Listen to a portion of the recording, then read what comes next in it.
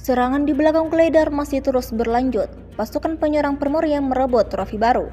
Rekamannya ramai beredar di media sosial Telegram pada Jumat 18 Oktober 2024. Pertahanan Ukraina telah mempersiapkan benteng yang serius di arah Gledar, menciptakan jaringan lorong bawah tanah, titik tembak di bawah langit-langit beton. Namun pejuang dari Primorje sudah memiliki pengalaman dalam menyerbu posisi tersebut.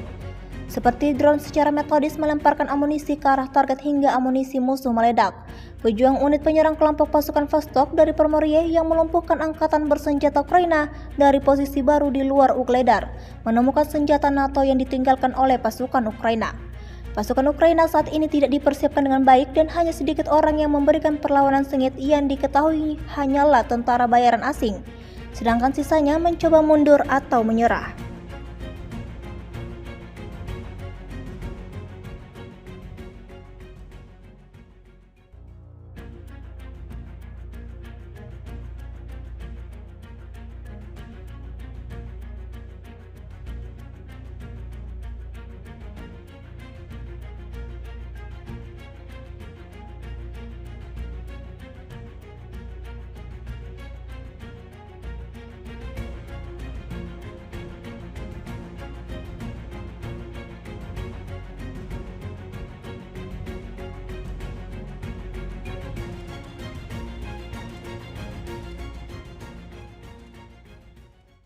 Download Tribun X sekarang, menghadirkan lokal menjadi Indonesia.